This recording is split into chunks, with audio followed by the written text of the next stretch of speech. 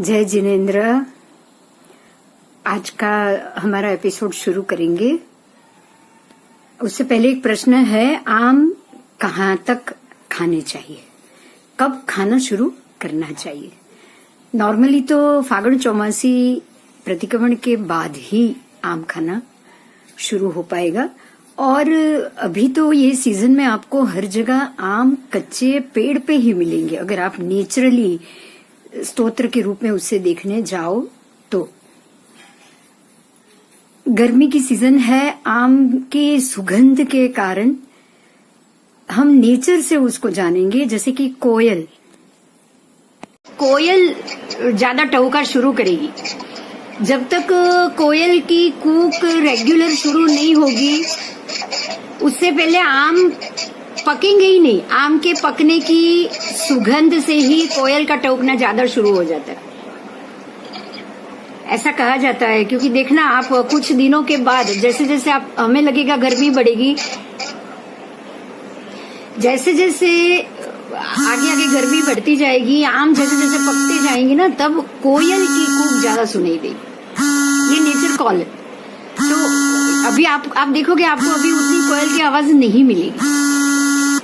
उसके बाद तो उसकी आवाज भी बहुत बढ़ जाएगी।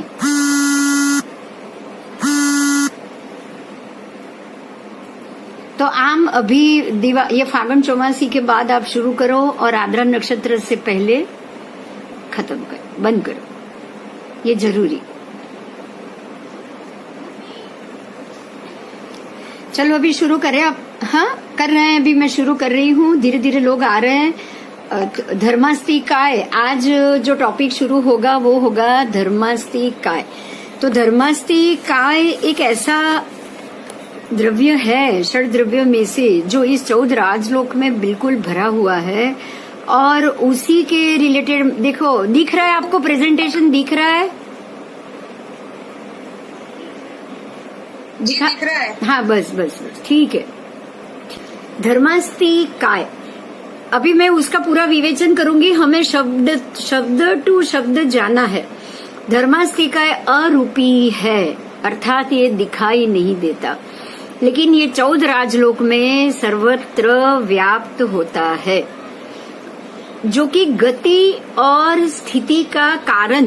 देखिए, गति करना वो धर्मास्तिकाय है, और स्थिति का कारण है अधर्मास्तिकाय। अब ये दोनों के कारण तो जीव और पुद्गल खुद ही है।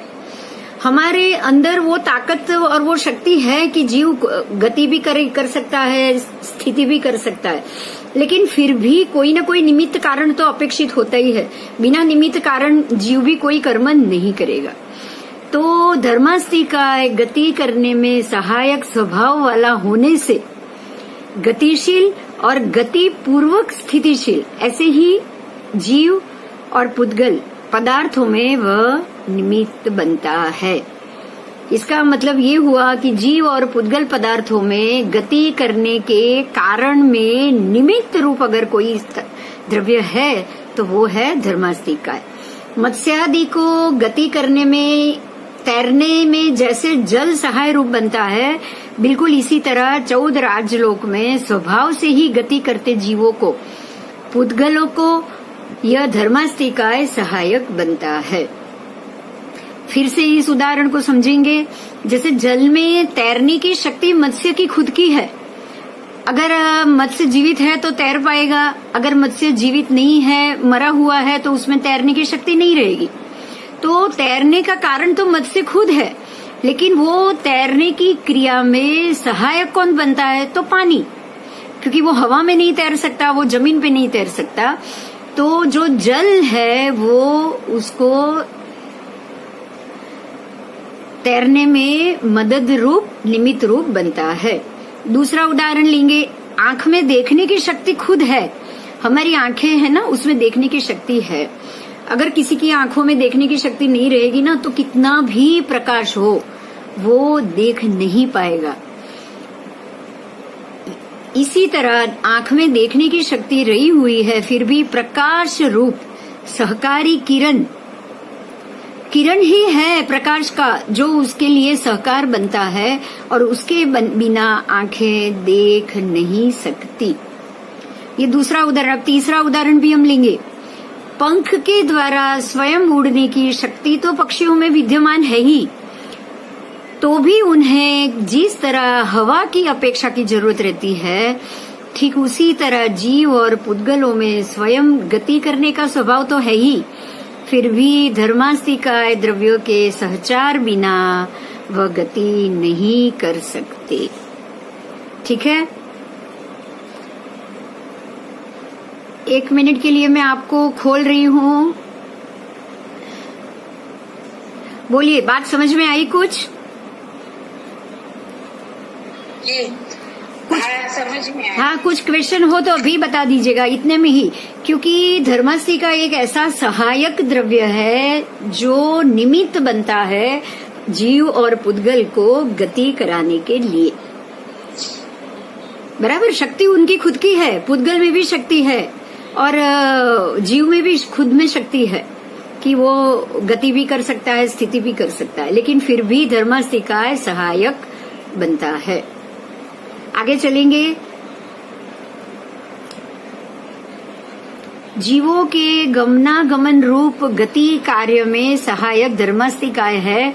उसी तरह जैसे जीवों में गमनागमन करने में जैसे धर्मास्तिकाय है, उसी तरह पुद्गल में भाषा, श्वासोच्छ्वास, मन, वचन, काया, योगादि वर्गणा के पुद्गलों की चलित क्रियाओं में वह पुद्गलों को ग्रहण तथा विसर्जन करने में धर्मास्तिकाय ही उपकारी है।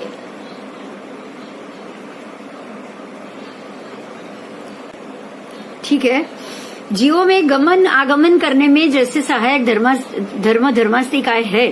धर्मास्तिकाय का धर्म है कि वो जीवों को गमनागमन रूप में सहायक बने।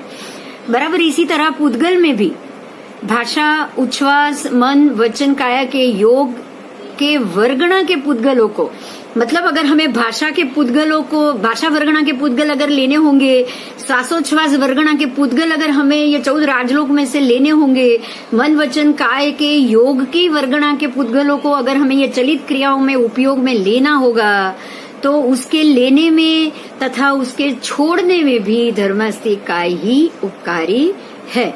अगर ये सहायक नहीं होता तो भाषादिक पुद्गलों की गति के अभाव में जीवों का बोलना, चलना, समझना इत्यादि कोई भी कार्य नहीं हो सकता। अतः संपूर्ण विश्व स्थगित और शून्य बन जाता। आइए इस बात को भी समझो, अभी जो टॉपिक है इस बात को भी समझो। हमें, आपको सभी, हमारी जो 6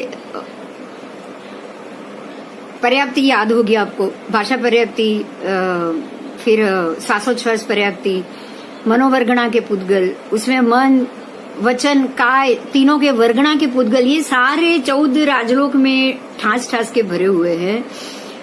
पुद्गल को उसमें से वो ग्रहण करने और विसर्जन करने, देखो ये दोनों चीज आ गई। अगर आप श्वासोच्छ्वास ग्रहण करना चाहोगे और उसको आप छोड़ना भी चाहोगे तो दोनों में धर्मास्तिकाय सहायक बनता है। समझ में आया?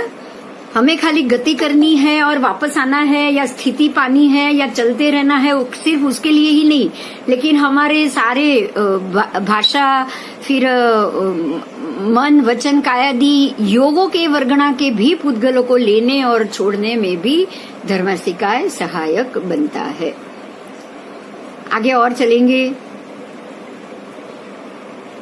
अगर ये नहीं हो तो हम ना बोल सकते, ना चल सकते हैं, ना कुछ समझ सकते हैं, क्योंकि मन को भी अगर कोई संज्ञा देनी है या मन में अगर कोई विचार भी आना है ना, तब भी धर्मास्तिकाय की जरूरत पड़ती है। एक बात का खास ध्यान रखा जाए कि ये धर्मास्तिकाय द्रव्य कोई प्रेरक नहीं है, मतलब ये आपको प्रेरणा नहीं करता, ये आपको मदद करता है। अर्थात अगतिमान ऐसे स्थिर रहे हुए जीवों तथा पुद्गलों को जबरदस्ती से गति कराने में सहायक नहीं बनता। अगर कोई व्यक्ति की मृत्यु हो गई, उसकी डेड बॉडी को धर्मास्तिकाय कोई जबरदस्ती नहीं करता है कि चलो उठो और बोलो। अगर आप बोल सकते हो तो ही उसका प्रयोग करोगे, मतलब ये सिर्फ प्रयोगात्मक उपयोग में है। परंतु जब जीवों और पुद्गलों को स्वयं गति करने की इच्छा हो तब यह द्रव्य मात्र सहायक बनता है। ठीक है, ये मात्र सहायक है। जो वह प्रेरक धक्का मारने वाला अगर वो बन गया ना, तो जीव और पुद्गलों की हर हमेश गति शुरू ही रहती, लेकिन वास्तव में ऐसा नहीं होता। बोलो, अभी कोई क्वेश्चन है तो इसमें बोलो। धर्मासी इकाई का क्या कार्य है वो हमने समझा। उसका कार्य मात्र हमें गति करने में सहायक है। हमें बोलना है, अगर हम बोलना चाहे तो उसके लिए सहायक। अगर हम विचार करना चाहे तो मनोवर्गणा के पुद्गलों को खींचकर लाने के लिए वो सहायक। अगर हम विचार को छोड़ना चाहे, अगर हम बिल्कुल ध्यान में चले जाना चाहे, बिल्कुल विचारों का त्याग करना चाहे, तो उसको छोड़ने के लिए भी वो सहायक। बिंदुबेन बोले छे मुंबई में। अच्छा, मैं गुजराती में बोल रही हूँ। बिंदुबेन बोलते हैं बम्बई में सुनाई देता है एटलांटा, सिकंदराबाद। तो इसमें सभी धर्मास्ती का सहायक बना है इसमें, ऐसा कहने का मतलब ये था। हाँ, तो मेरे शायद जी मेरे बोलने में भी धर्मास्ती का सहायक, आपके सुनने में भी धर्मास्ती का सहायक। बराबर। तो ये धर्मास्ती इकाई का मात्र सहायक करने का कार्य है। वो जबरदस्ती आपसे कुछ नहीं कराएगा। अगर आप सेमी कॉन्शियस हो गए हो, कोमा में चले गए हो, तो वो कोमा में चला हुआ इंसान चाहे जीवित है, लेकिन उसको धर्मास्ती इकाई, तू उठ, तू सोच, तू बोल, तू कार्य कर, इसके लिए कोई जबरदस्ती नहीं करेगा। मेरे हिसाब से धर्मास्ती इकाई बहुत क्लियर है। समझ में आ गया ना सबको? तो मैं आगे चलूं। अब आगे हम दूसरे टॉपिक पे जा रहे हैं, इसलिए ठीक है जी जी। ओके। अभी जो टॉपिक आएगा वो बिल्कुल समझने जैसा है। जो आपने वर्गणा शब्द सुना, मनोवर्गणा, फिर भाषा वर्गणा, अब उस वर्गणा के पुद्गल, उसके अणु परमाणु की बात आ रही है।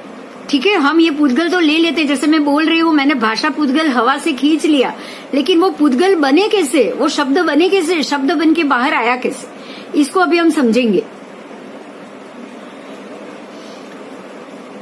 इस धर्मास्ती इकाई के 3 प्रकार है। ये तीनों प्रकार धर्मास्ती इकाई के है, समझना। धर्मास्ती इकाई द्रव्य 3 प्रकार में बटा हुआ है। पहला है स्कंद, दूसरा है देश और तीसरा है प्रदेश। ऐसे तो ये 3 कहा है, लेकिन ये स्कंद, देश, प्रदेश और परमाणु, वो 4 के नाम से जाना जाता है। परमाणु को भी माना है, उसको मैं आपको बाद में समझा रही हूँ। बिंदुबेन परमाणु नहीं आवे आमा। हाँ, मैंने आगे बोलवा दो शायद। धर्मास्ती इकाई 3 प्रकार में बटा हुआ है। स्कंद लेंगे तो कोई एक वस्तु का संपूर्ण भाग स्कंद शब्द से पहचाना जाता है। जैसे कि बूंदी का संपूर्ण लड्डू।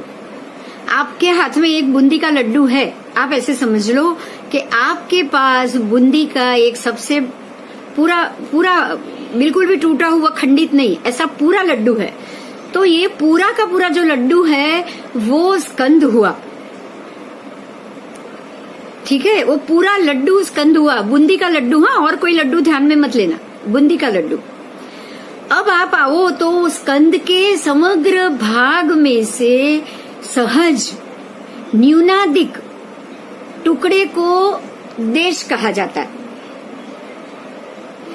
ये पूरे स्कंद में से सहज मतलब कि आप उसको अलग करो तो उसमें से जो एक छोटा सा टुकड़ा अलग हो जाए उसको देश कहा जाता है। कैसे? जैसे कि उसमें से लड्डू में से थोड़ा तोड़ा हुआ टुकड़ा है ना, थोड़ा तोड़ा हुआ टुकड़ा। आप लड्डू के टुकड़े करोगे तो उसमें से टुकड़ा अलग होगा। अब वो टुकड़े में